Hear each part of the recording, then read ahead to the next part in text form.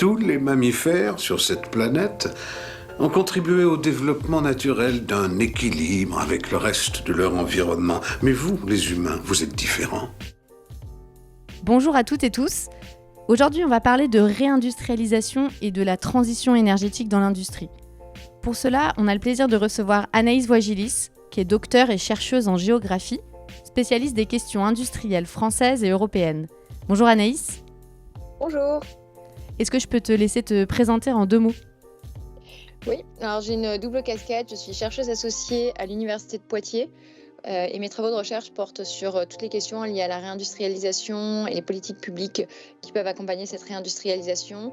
Et en parallèle, je suis directrice stratégie et RSE d'un groupe qui s'appelle Humens, qui est spécialisé dans la chimie minérale. Alors, bienvenue Anaïs et merci d'être avec nous pour cet épisode d'Horizon Durable. Donc, on va commencer. La désindustrialisation de la France et de l'Europe est un sujet qui est revenu sur le devant de la scène ces dernières années, en tout cas pour le grand public, à l'occasion de la pandémie de la Covid-19 et des difficultés d'approvisionnement sur certaines chaînes de valeur. On se rappelle des pénuries de masques, des pénuries sur certaines molécules. Plus récemment, on a aussi vécu une pénurie assez médiatisée sur les semi-conducteurs, tous produits en Asie. Et aujourd'hui, on parle beaucoup de réindustrialisation, de relocalisation, tant pour des questions de souveraineté que pour des questions environnementales et sociales.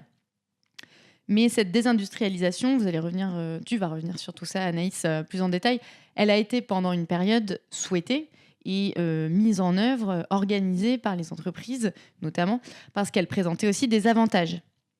Donc, pour commencer, quelles ont été les étapes et les moteurs de la désindustrialisation en France ? Alors, c'est un sujet qui est assez vaste. C'est vrai qu'on reparle beaucoup de réindustrialisation depuis 2020, même si ces dernières semaines, on se rend compte que réindustrialiser la France est complexe au regard du poids de l'industrie manufacturière dans le PIB, environ 10% de points de PIB.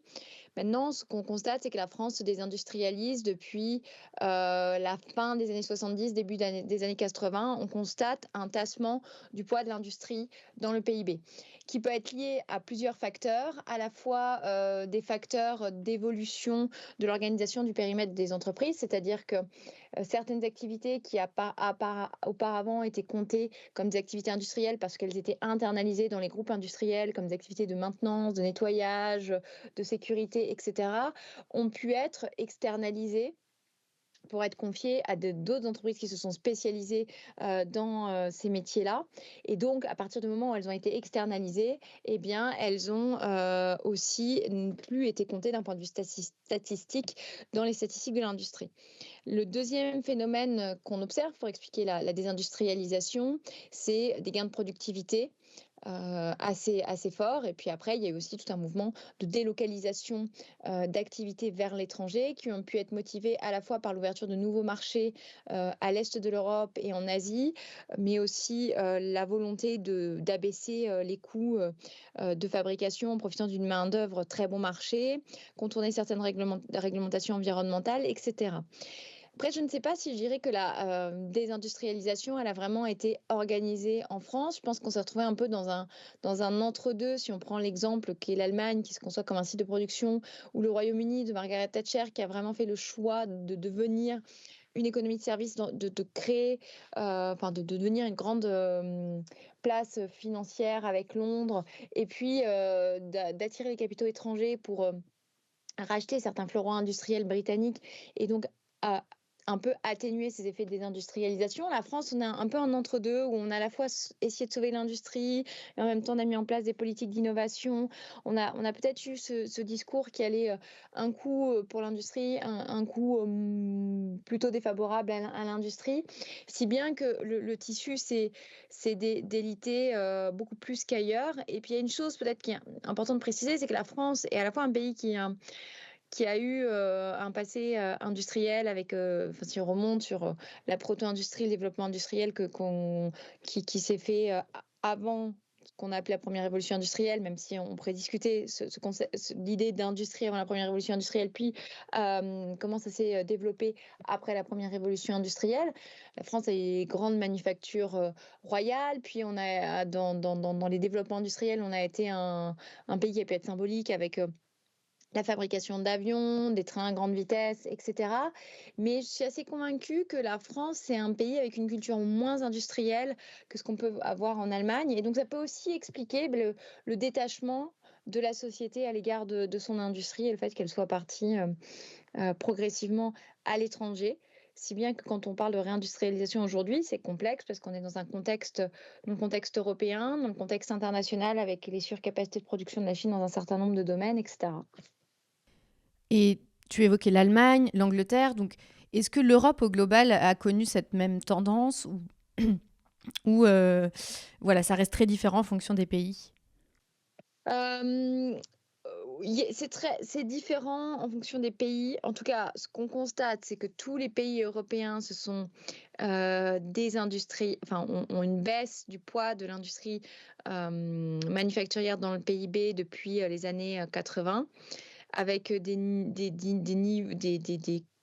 courbes qui ne sont pas exactement les mêmes et une profondeur désindustrialisation qui peut être légèrement différente. Alors, on parle souvent du poids de l'industrie dans le PIB. On peut regarder d'autres indicateurs qui peuvent éventuellement relativiser ça. Mais ce qu'on sait, c'est qu'aujourd'hui, le poids de l'industrie manufacturière en France est entre 9 et 10 points de PIB. Selon les bases de données qu'on regarde. L'Allemagne, elle est plutôt aux alentours de 17-18, quand la moyenne européenne est à 15. Donc la France, aujourd'hui, le poids de l'industrie manufacturière, c'est le poids de l'industrie manufacturière en Grèce, à la différence que la Grèce c'est beaucoup moins désindustrialisé parce qu'elle a été beaucoup moins développée et dotée en industrie que ce que l'on a été. Beaucoup de pays européens, que ce soit l'Italie, la Suède, tous les pays de l'Est de l'Europe, l'Espagne, etc., font mieux que nous en termes de poids de l'industrie manufacturière. On fait figure de mauvais élèves. Même si ce qu'on voit, notamment par exemple en Allemagne, on constate qu'elle est en phase de désindustrialisation, de destruction de valeur industrielle depuis 2016. C'est un phénomène qui tend à s'accélérer avec la crise énergétique. Ok. Et au-delà des crises très visibles que j'évoquais en introduction, quels sont les problèmes de fond posés par cette désindustrialisation en France? Alors, ça pose plusieurs problèmes et les problèmes ne sont peut-être pas exactement les mêmes en fonction de si on arrive à créer d'autres secteurs qui vont créer autant de valeur que l'industrie qui a disparu et donc autant d'emplois. La force de l'industrie, et en plus ça a été encouragé avec les vagues de décentralisation qu'on a connues dans les années 70-80, c'est qu'elle peut s'implanter un peu dans tous les territoires et donc mailler le territoire en termes de création d'emplois.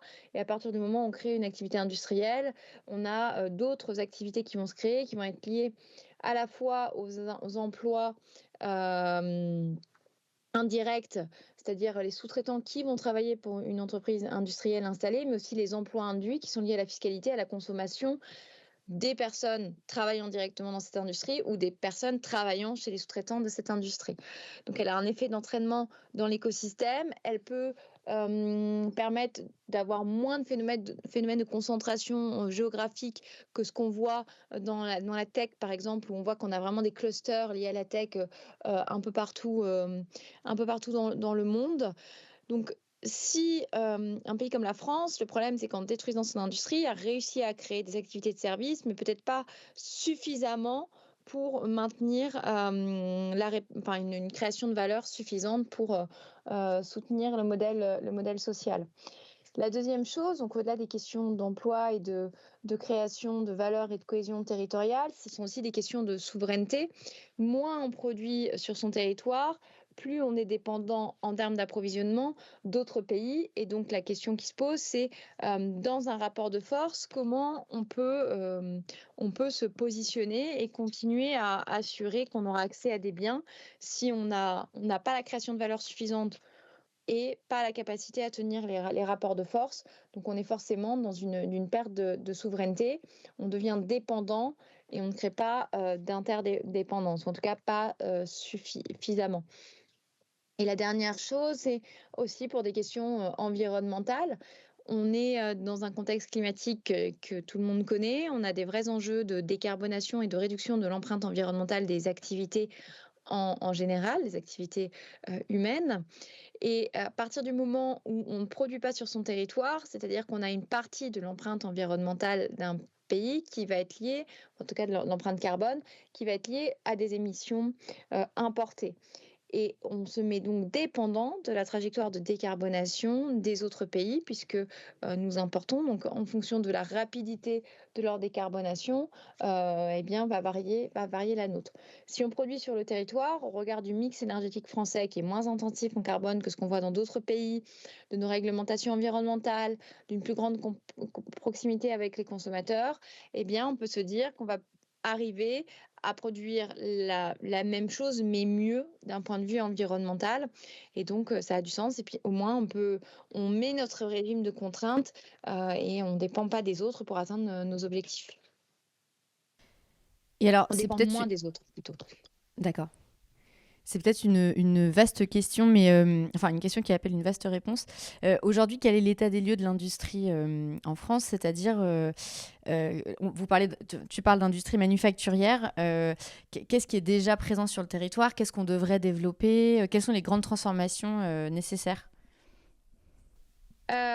Oui, c'est une très vaste question. Je vais C'est peut-être commencer pour être à... plus concret pour les auditeurs. Oui, on va peut-être séquencer la réponse. Donc, l'état des lieux, c'est qu'on est profondément désindustrialisé, mais profondément désindustrialisé, donc avec un tissu industriel qui est, qui est fragilisé par ces désindustrialisations et qui a été aussi fragilisé par la pandémie, par la crise énergétique qu'on a connue en 2021, 2022, avec une augmentation très forte, notamment du prix de l'électricité et avec une demande européenne qui est aujourd'hui relativement atone. Donc, les marges de manœuvre pour les industries, elles ne sont pas évidentes.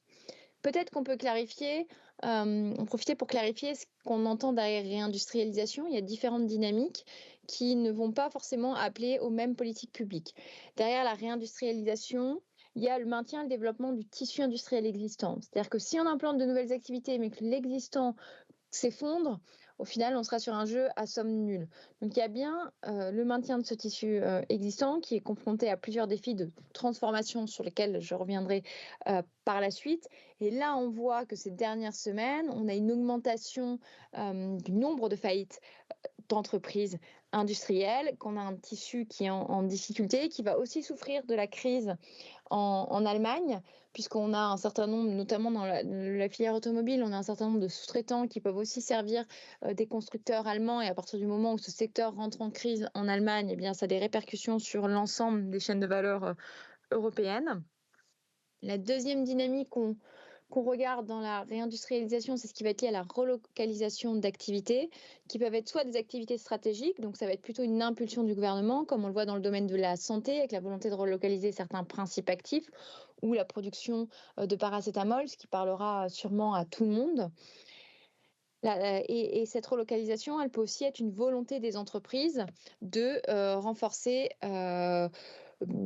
leur résilience en termes de chaîne de valeur, répondre à une évolution de la demande pour des produits fabriqués en France, travailler sur leurs besoins en fonds de roulement pour l'améliorer, parce que plus on est près des lieux de consommation, plus on peut supposer que le besoin en fonds de roulement va être réduit, etc. La troisième dynamique qu'on regarde et qui est finalement double, c'est tout ce qui va être localisation, développement de nouvelles activités qui peuvent être soit des startups industrielles qui se développent en France, qui vont implanter leur premier site industriel en France. Donc, ça sous-entend qu'elles trouvent du foncier, des compétences et des financements pour se développer.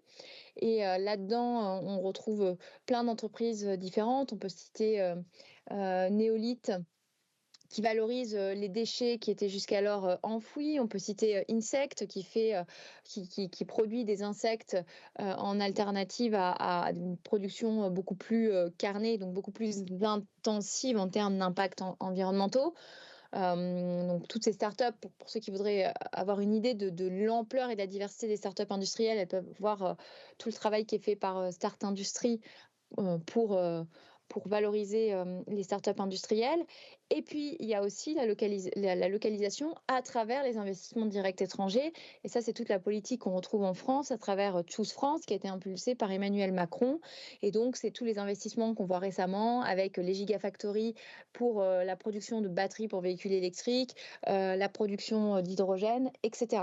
Mais on a bien besoin de ces différentes dynamiques pour avoir un tissu industriel qui se tient. Maintenant, l'industrie, elle est confrontée à beaucoup de transformations. C'est à la fois le besoin de moderniser et de numériser le tissu productif existant. Avec la désindustrialisation, on a plutôt sous-investi dans les usines et ça fait un outil productif qui est plus vieillissant, donc qui peut avoir plus de mal à répondre de manière agile à l'évolution de la demande, en particulier quand on parle d'aller vers de la production en petite série ou de la personnalisation de masse. Ce sont des outils industriels qui peuvent être différents des existants. Elle est confrontée aux défis environnementaux. On parle beaucoup de décarbonation. Il y a beaucoup d'investissements à réaliser pour décarboner les productions, en particulier pour les industries amont, donc toutes les industries qui vont être les intrants finalement des autres industries, donc la production d'acier, de ciment, d'aluminium, de produits chimiques.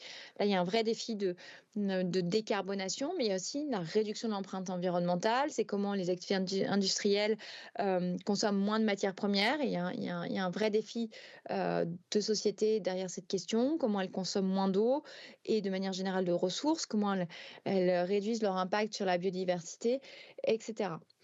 Le troisième défi, c'est un défi autour de l'innovation, comment l'industrie française continue à innover pour se différencier par rapport à ses concurrents européens et non européens. Aujourd'hui, on constate que sur tous les biens clés de la transition écologique, c'est la Chine qui domine le marché et qui a vraiment une avance technologique dans un certain nombre de secteurs, en plus d'avoir de grandes capacités de production. Et les deux derniers défis, c'est la question de l'acceptabilité, attractivité de l'industrie, comment l'industrie se refait une place dans la société, comment elle se réouvre pour redevenir acceptable.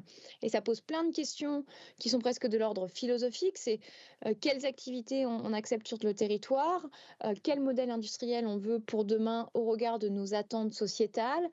Si on ne veut pas de certaines activités industrielles sur le territoire pour des questions sociales ou environnementales, est-ce qu'il est légitime d'accepter de continuer à importer ces produits alors qu'on sait que le bilan environnemental est néfaste à l'échelle planétaire, etc. Et puis après, la question de la coopération, c'est comment les acteurs industriels coopèrent mieux entre eux sur les questions de recrutement, d'innovation, de transition écologique, mais également avec d'autres parties prenantes, que ce soit dans les chaînes de valeur avec leurs fournisseurs, avec leurs clients, avec les acteurs publics, avec les startups qui émergent et qui peuvent apporter des solutions, avec le monde académique qui a aussi plein de choses à offrir à l'industrie. Malheureusement, ce sont deux mondes qui peuvent avoir du mal à communiquer, etc. Et je crois que j'ai oublié une partie de la question parce que j'ai fait une réponse très longue. Alors, du coup, moi, j'ai d'autres questions pour rebondir sur tous ces éléments. Je pense qu'on a abordé quand même une grosse partie de la question. Là, on parlait par exemple de rebâtir un imaginaire autour de l'industrie pour attirer des talents, notamment des jeunes. J'ai l'impression qu'avec ces enjeux de réchauffement climatique, transition énergétique, la population s'intéresse de plus en plus à comment sont produits les objets du quotidien, d'où vient notre énergie, notre nourriture. Donc il y a un regain d'intérêt quand même pour ces secteurs industriels et agricoles. Est-ce que pour autant, voilà, il y a un enjeu quand même d'attractivité, attractivité aussi parce que c'est des activités qui sont basées dans des zones, on le disait, c'est moins centralisé à Paris, donc c'est des zones parfois rurales. Donc sur ce sujet des ressources humaines, comment faire pour répondre aux besoins de main-d'œuvre qualifiée? Alors, c'est un défi et qui n'appelle sûrement pas une réponse unique parce que il y a à la fois des spécificités territoriales qu'il faut traiter. Il y a des endroits où l'industrie veut recruter, mais dans des bassins d'emploi relativement restreints. Donc, c'est appel à des politiques spécifiques, en particulier quand les bassins d'emploi sont restreints, mais qu'on peut éventuellement avoir des taux de chômage assez élevés. Donc, toute la question est comment est-ce qu'on peut accompagner les gens dans le retour vers l'emploi quand ils en sont éloignés? Comment est-ce qu'on peut créer une adéquation entre ceux qui cherchent un emploi et les besoins de l'industrie? Alors ça sous-entend à la fois parfois de casser l'image de l'industrie parce que elle peut être négative. Ça sous-entend aussi que l'industrie travaille sur l'amélioration des conditions de vie au travail. Alors il y a de tout.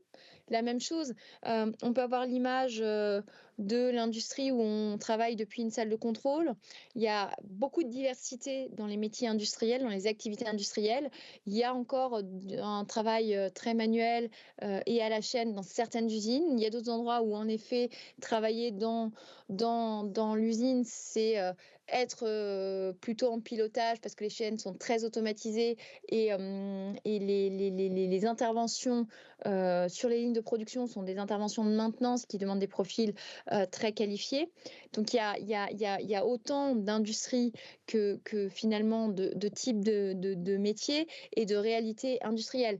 Mais il est important de démystifier ce qu'est l'industrie, ce qu'elle offre, les métiers qu'il y a, et d'avoir un discours qui est de dire oui, il y a encore de la pénibilité dans l'industrie. L'industrie n'a pas l'apanage de la pénibilité. Il y a des choses à faire. Il y a des questions aussi qui se posent en termes sociétal. C'est quand on travaille dans l'industrie, il n'est pas forcément facile de faire du télétravail. En tout cas, quand on est sur une ligne de production, on ne peut pas faire de télétravail. Donc se pose la question, et je pense que c'est des questions dont on doit saisir aussi à l'échelle des entreprises sur l'organisation du temps de travail, comment est-ce qu'on peut faire évoluer cette organisation pour s'adapter aux évolutions des nouvelles générations et à leurs aspirations, notamment d'équilibre entre vie professionnelle et vie privée. Mais il faut toujours essayer d'arriver à le faire en préservant une forme d'équité entre les salariés, entre ceux qui sont finalement obligés d'être là et ceux qui peuvent travailler éloignés de leur bureau, entre ceux qui ont envie d'être là et ceux qui sont plus à l'aise pour avoir plus de souplesse dans le télétravail. Et tout ça doit s'organiser avec une souplesse dans les équipes pour faciliter le travail en commun pour atteindre les objectifs que l'entreprise se donne. Et puis après, il y a aussi les industries qui sont dans des bassins d'emploi très concurrentiels, ou notamment dans les métropoles, où elles vont se heurter à des activités de service qui vont être capables de proposer assez rapidement des salaires plus élevés que dans l'industrie, notamment pour les personnes qui sont bac+5, qui vont sortir d'écoles d'ingénieurs ou d'écoles de commerce. Je suis assez convaincue que jusqu'à bac+3, bac+4, l'industrie peut être plutôt compétitive en termes de salaire de qu'elle propose. Après, au-delà, ça va dépendre ce qu'on compare en termes de postes, de rémunération et autres.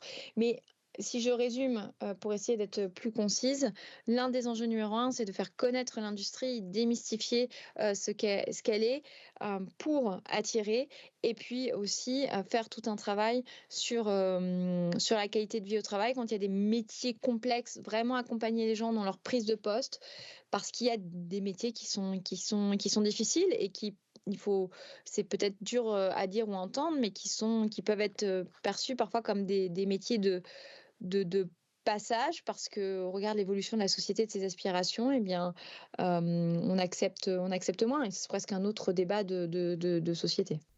Et tu mentionnais dans ta réponse précédente des produits ou des produits de l'industrie ou des parts de l'industrie qu'on ne souhaiterait pas avoir sur le territoire.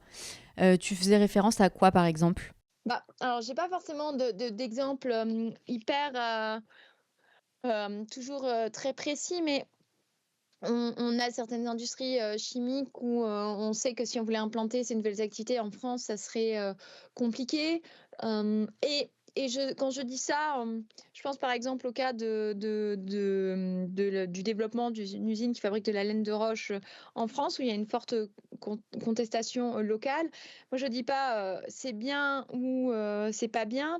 Je dis juste que si au niveau du pays, on se dit que ce type d'industrie n'est pas compatible avec nos objectifs environnementaux, eh bien, il faudrait peut-être se poser la question de se dire, dans ce cas-là, est-ce qu'il est encore pertinent d'accepter de les importer? Parce que la pollution, le réchauffement climatique ne se limite pas à certaines frontières.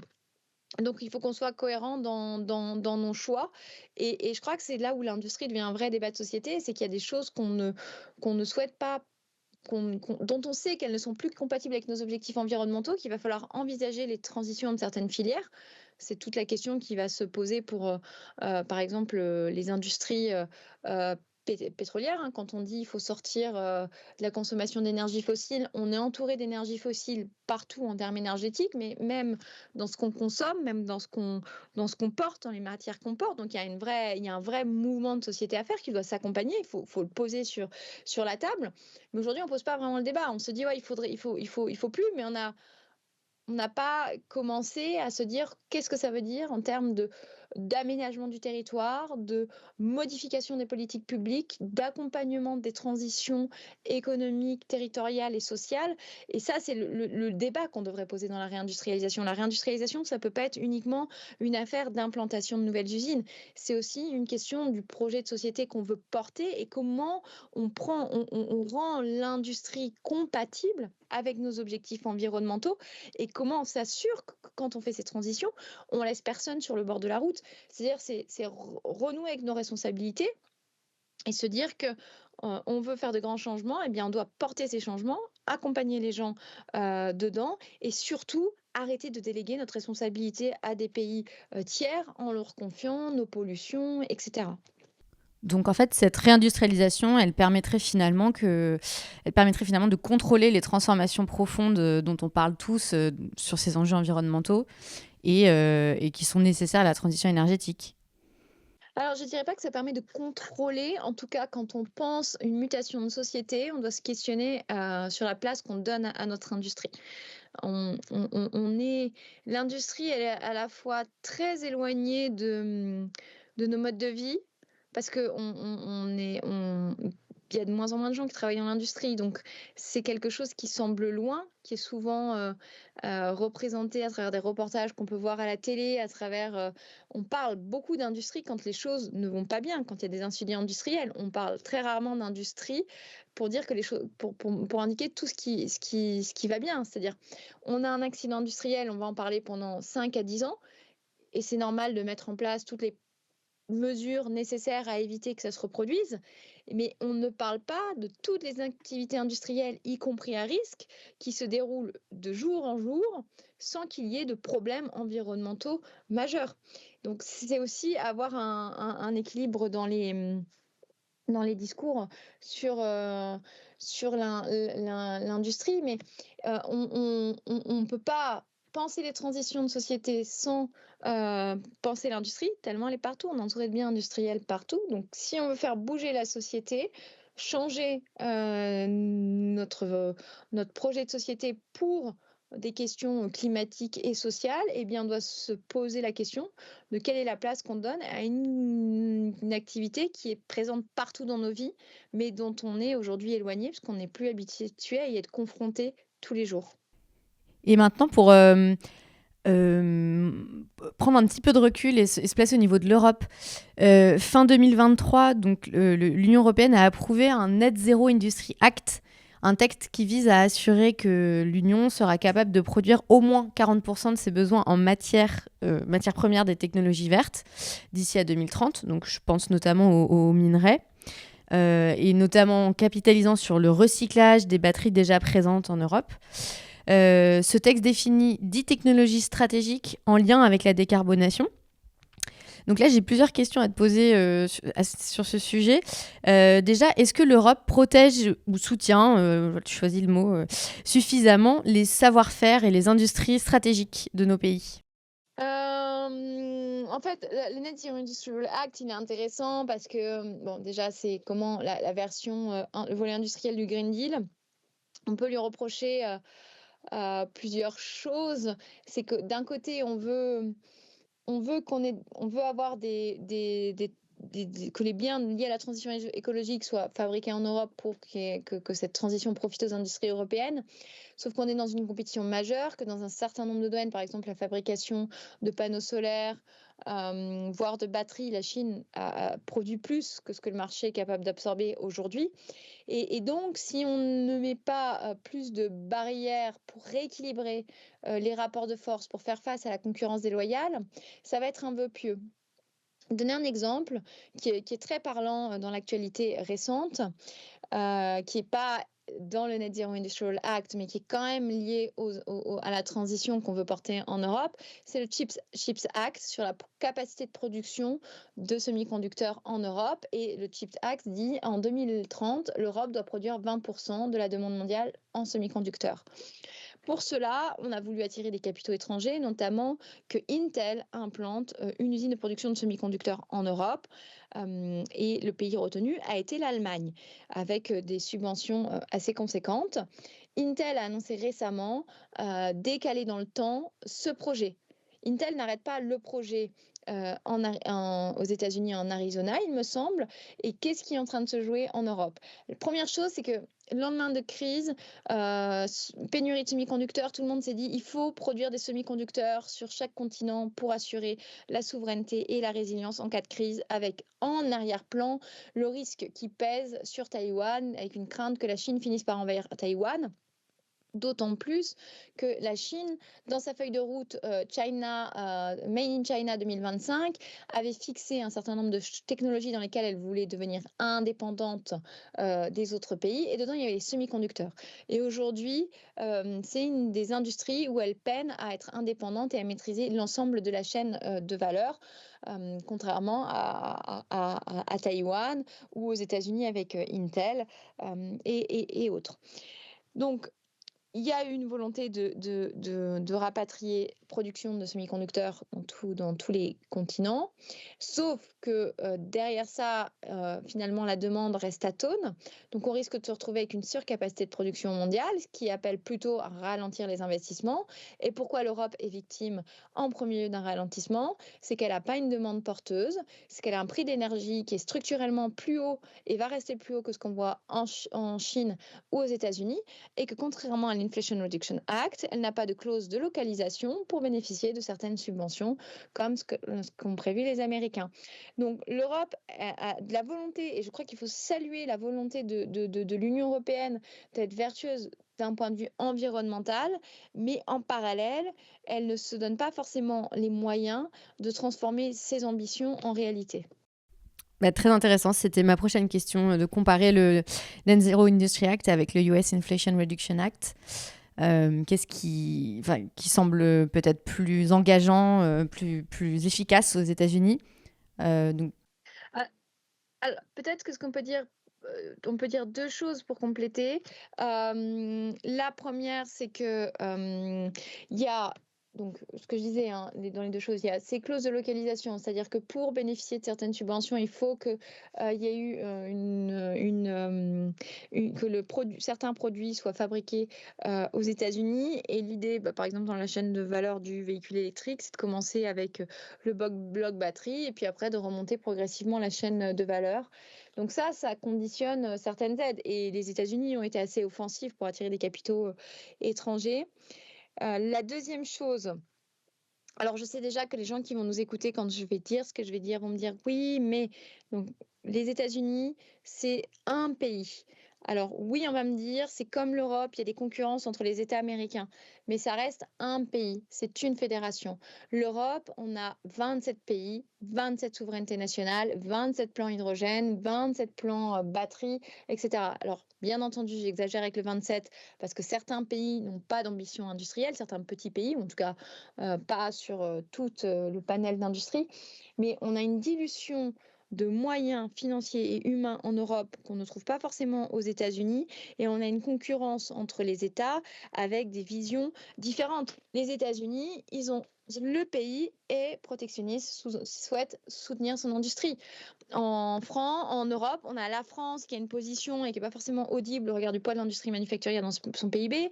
On a l'Allemagne qui ne veut pas forcément mettre en place des mesures protectionnistes parce qu'elle commerce beaucoup avec la Chine, notamment sur la machine-outil ou l'automobile. On a les Pays-Bas qui sont un peu sur une position similaire. On va voir l'Italie qui va être dans une autre position.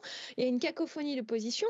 Donc, chacun sert ses intérêts avant de servir les intérêts européens et les intérêts communs. Donc forcément, même si on mettait en cumulé, je pense que tous les plans européens rivalisent avec l'Inflation Reduction Act. En capacité d'action, on ne leur arrive pas à la cheville. Eh bien, merci beaucoup Anaïs d'avoir répondu à mes questions aujourd'hui. Merci pour l'invitation. Et à bientôt. À bientôt.